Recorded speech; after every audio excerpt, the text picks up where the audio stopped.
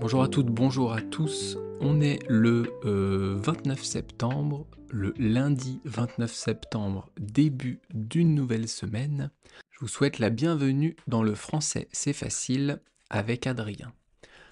Aujourd'hui, on va parler d'une expression assez simple qui est chacun sa route. Mais avant, je vais vous parler de ma devise, celle qui est inscrite, celle que j'ai écrite sur mon écran de téléphone, sur l'écran de veille de mon téléphone. Je vais vous expliquer un peu tout ça. Et après, je vous parlerai du pronom relatif ou. O-U accent grave. Alors, ma devise, c'est quoi? Déjà, c'est quoi une devise? Une devise, ça peut être deux choses. Ça peut être de l'argent, l'euro, le dollar, le yen, le rouble, tout ça, ce sont des devises, ce sont des monnaies. Mais quand on parle d'une devise pour une personne, c'est une phrase qui va être pour cette personne un exemple, un modèle, quelque chose auquel il va penser très souvent. Ça peut être une expression française, ça peut être une phrase créée, ça peut être une citation, ça peut être une phrase d'un film. Une devise, ça peut être tout et rien. Ce sont des mots qui sont importants pour la personne, tout simplement. Et sur mon téléphone portable, donc quand j'appuie sur le bouton sur le côté pour allumer l'écran, il y a bien sûr l'heure et la date, comme sur tous les téléphones. Au fond, j'ai j'allais dire un papier peint, un écran de fond du mont Fuji avec des sakuras, des cerisiers en fleurs, parce que je trouve ça magnifique. Et en bas, j'ai une devise, une phrase que je trouve très importante. Cette phrase, elle vient d'une expression japonaise. En japonais, c'est Shippai wa seiko no moto. Shippai wa seiko no moto. Ça veut dire, en fait, la traduction française, on pourrait dire, c'est de l'échec que naît la réussite. Alors ça veut dire quoi? Ça veut dire que c'est en échouant, c'est en ratant, c'est au fur et à mesure de rater des choses, de ne pas y arriver, eh bien qu'on y arrive. C'est de l'échec, c'est du fait de rater que vous allez tirer les racines, que vous allez tirer les, comment on dit, les conclusions, que vous allez vous améliorer et donc arriver à faire ce que vous vouliez. Ça marche dans le sport, par exemple. Je pense, par exemple, moi je fais du badminton. Eh bien, au badminton, on a un revers, un amorti, un coup droit, un smash. On va dire que que je veux améliorer mon smash. Eh bien, je vais rater une fois, 10 fois, 100 fois, 1000 fois. Et au fur et à mesure du temps, au fur et à mesure des smatchs, au fur et à mesure de la répétition, eh bien, à un moment donné, je vais y arriver. Une fois, 2 fois, 10 fois. Et mon smash va s'améliorer. C'est de l'échec, c'est en ratant mes smatchs que je vais les réussir. C'est de l'échec que naît la réussite. La phrase japonaise, c'est Shippai wa seiko no moto, ça veut dire les racines de la réussite se trouvent dans l'échec. La base de la réussite, allez la chercher dans l'échec.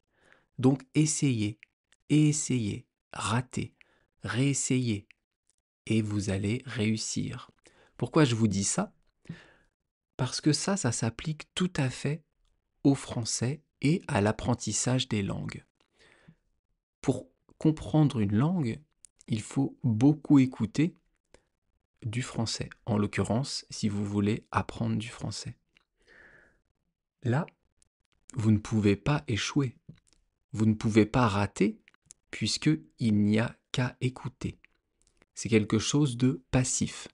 Votre cerveau analyse, même si vous ne le voulez pas, les mots qui entrent par l'oreille et il va faire sa petite tambouille, faire sa petite cuisine pour arriver à s'améliorer, à améliorer sa compréhension, parce que l'être humain, en général, le cerveau n'aime pas ne pas comprendre. Le cerveau veut comprendre. Donc il va s'améliorer au fur et à mesure que vous écoutez du français. Mais quand on parle de quelque chose d'actif, comme la parole, comme parler en français, là, on peut se tromper. Mais se tromper, c'est ça qui fait avancer. C'est grâce à ça que vous allez vous améliorer.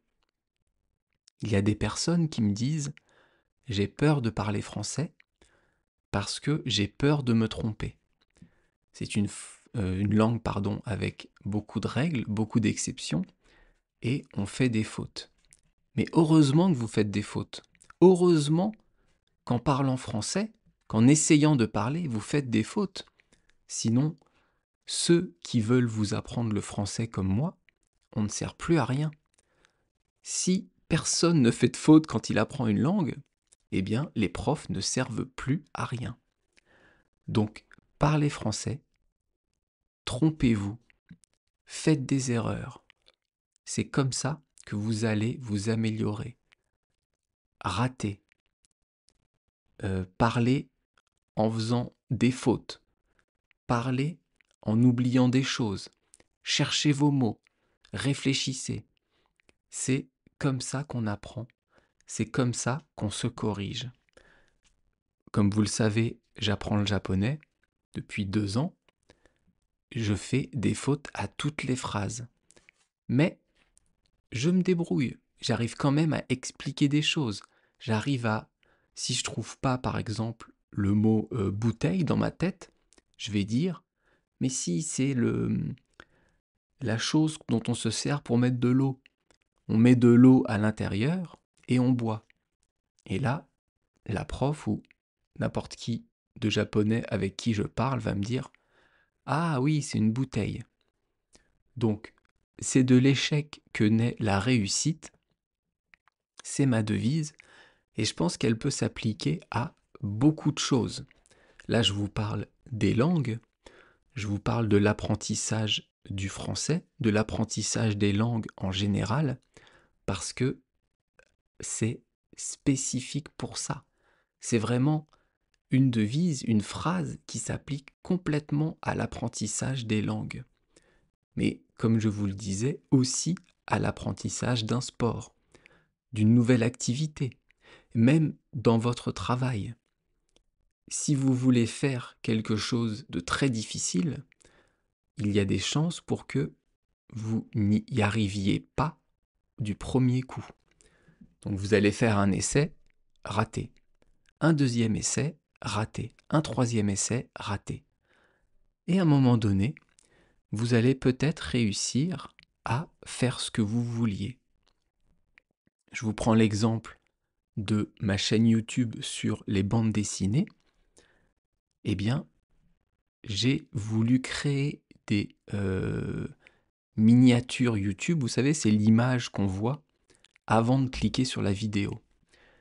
Il faut que cette image, elle soit attrayante pour celui qui va regarder. Sinon, il n'y a pas de clic.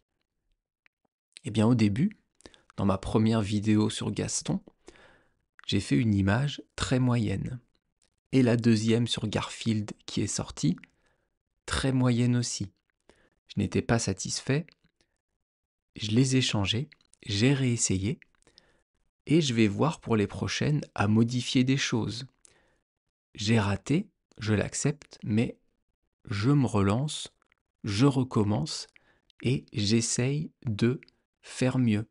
J'essaye de comprendre ce qui n'a pas marché pour faire en sorte que ça marche. C'est de ces échecs que je vais apprendre et que je vais réussir. Même si ça va me prendre peut-être des semaines, des mois, peut-être des années pour avoir une chaîne YouTube qui soit vu par beaucoup de monde. Mais à la limite, je m'en fiche. Pourquoi? Parce que je fais ça parce que j'aime ça. J'aime parler français, apprendre aux gens à écouter du français, à parler du français, en français, pardon, à parler en français, écouter du français, et après, le nombre de vues, peu importe. Je le fais pour moi, en premier, pour vous, en second.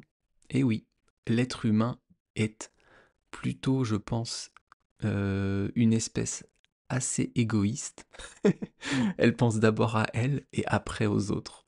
Enfin bref, ça c'est d'autres choses dont je ne vous parlerai pas aujourd'hui.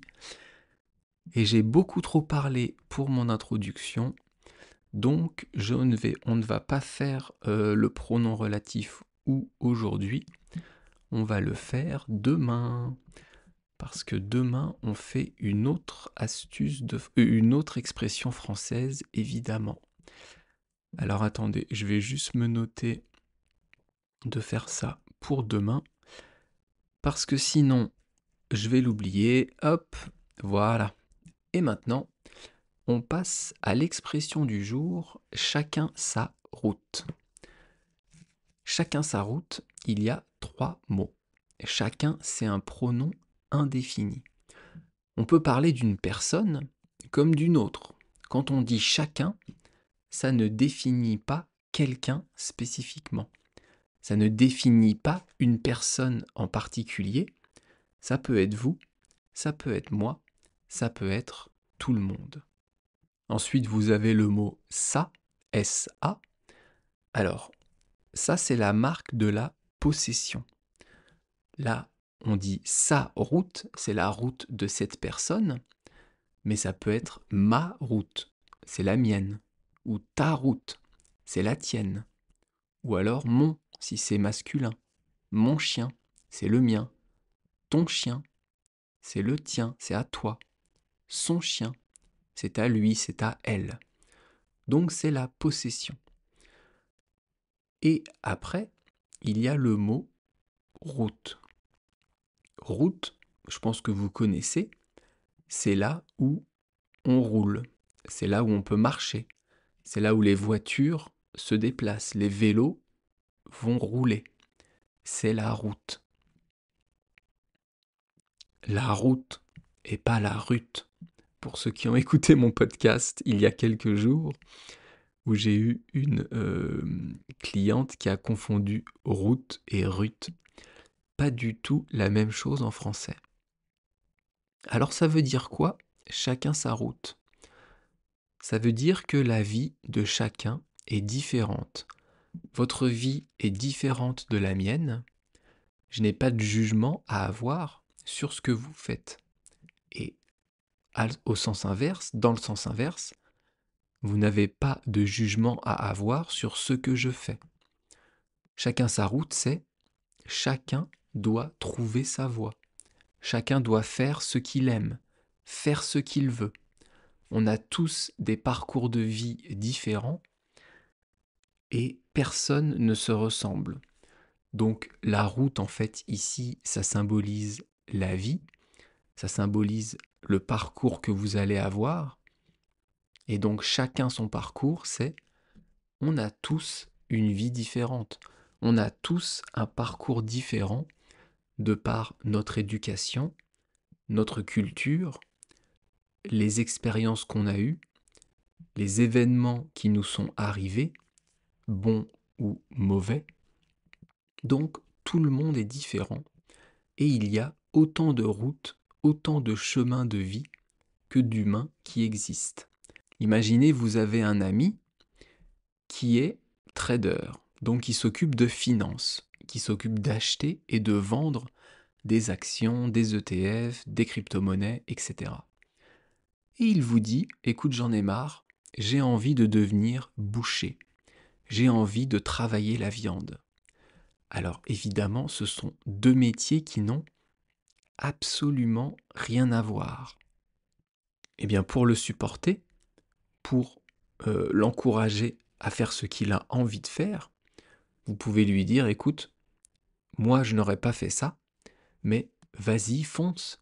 Chacun sa route, chacun est différent, fais ce que tu veux. Vous pouvez même dire, chacun sa route, chacun son chemin.